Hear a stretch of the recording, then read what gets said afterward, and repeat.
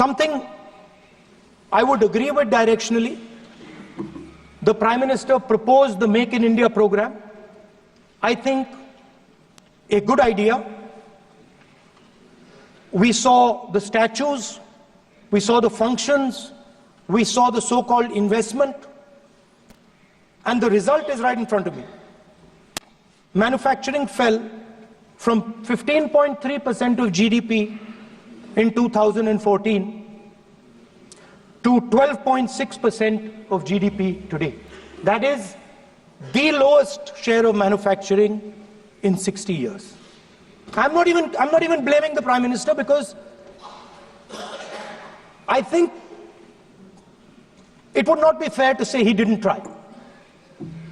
I could say that the Prime Minister tried, and I think conceptually Make in India was a good idea, but it's pretty clear that he failed, because manufacturing went from 15.3% of GDP to 12.6%. So the first question that any alternative vision would answer to the youngsters of our country is, okay, what and how are we going to solve this problem?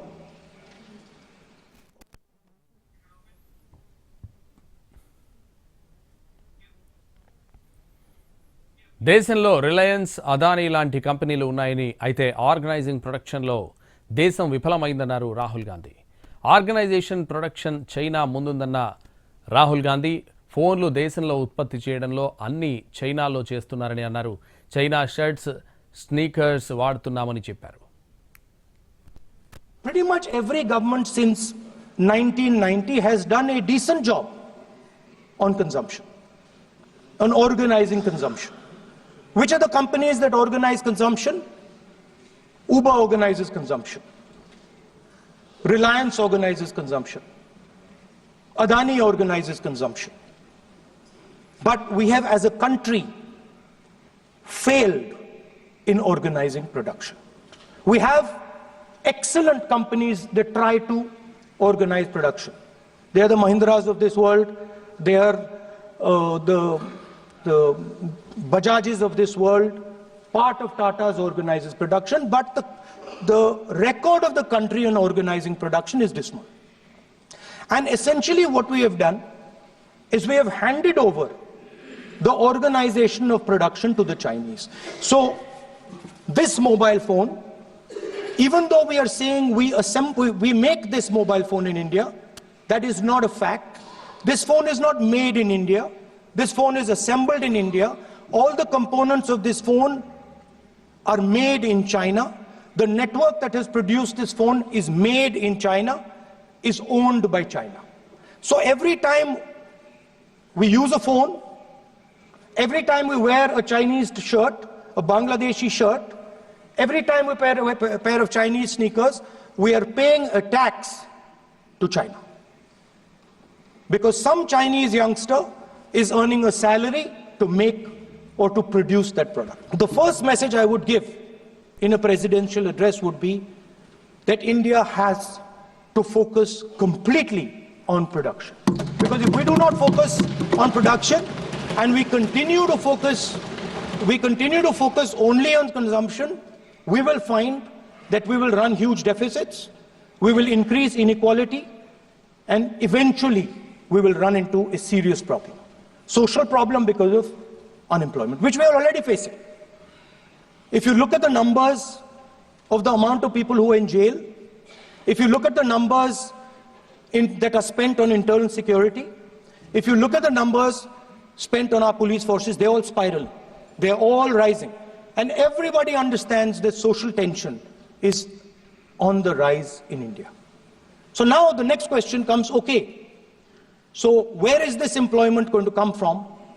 What is India going to produce? And for that, I'd like to tell all the youngsters of this country that there is a revolution taking place, an exciting revolution. The world is transforming completely. And the change that is taking place, at the heart of the change that is taking place, we are moving from the world of the internal combustion engine to the world of the electric motor. We are moving from petrol to batteries, we're moving wind, solar, potentially nuclear energy. So our entire way of moving is changing. And this is going to change every single thing. It is going to change warfare. It is going to change medical treatment. It is going to change education. It is going to change how we eat. It is going to change every single thing. Now, the last time there was a revolution, called the computer revolution, the government of India had a clear focus.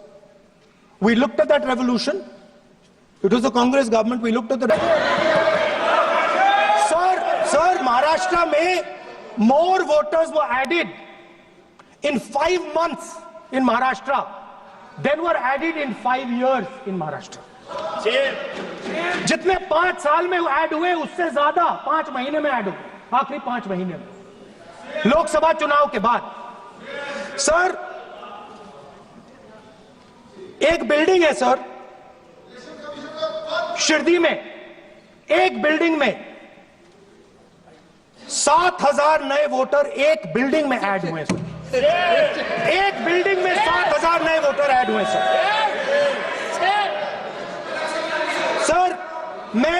मैं कोई आरोप नहीं लगा रहा हूं, मैं कोई आरोप नहीं लगा रहा हूं, मैं सिर्फ ये कह रहा हूं सर कि इसमें कुछ ना कुछ प्रॉब्लमैटिक है कि हिमाचल प्रदेश जितने बड़े वोटर्स लोकसभा के बाद जादू से आ जाते हैं।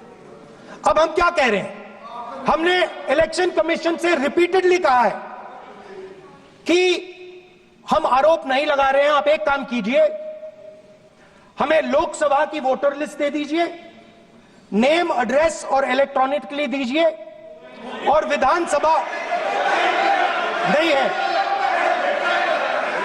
नहीं सर, नहीं नहीं नहीं नहीं नहीं नहीं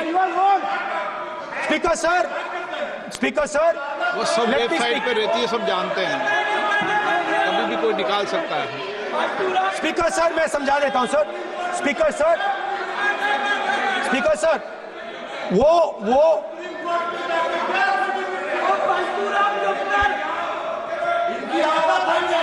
Speaker sir, we have asked.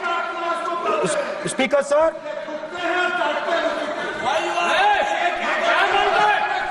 Speaker sir, we are asking this question. We are asking this.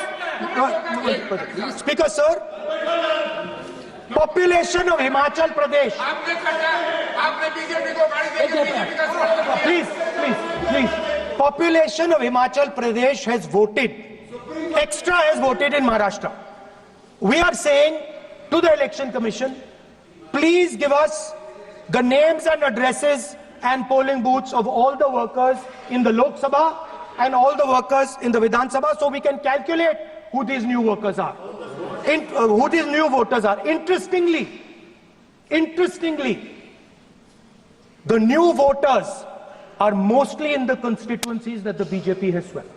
Yes. Please understand, the new voters have been added mostly in the constituencies where BJP has swept. I am still not making an allegation. I am saying on the floor of the House that the Election Commission has to give the data of the Maharashtra elections to the Congress Party, to the Shiv Sena and to the NCP, so that we can see exactly where these voters have been added, who has been subtracted, who has been added, where they have been added. This is not a irresponsible request. This is a very simple request for them to fulfill. The reason I am saying this, sir, is because the rules have been changed. This is not just said in isolation. Speaker, sir, the election commissioner used to be chosen by the Prime Minister, Leader of Opposition, and the Chief Justice. Sir, the Chief Justice was removed from that committee. Why? This is a question, sir. This is a question to the Prime Minister. Why was the Chief Justice removed from the committee?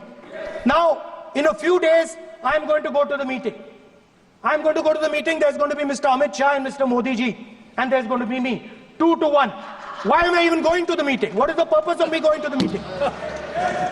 I am only going to the meeting to certify what Modi ji and Amit Shah ji are going to say. Right? Whereas if the Chief Justice was there could be a discussion. Chief Justice and Leader of Opposition could say, no, we don't agree. So, there seems to be a calculated strategy. Now, just prior to the Lok Sabha, the election commissioner was changed and 2 new election commissioners were placed. Yes.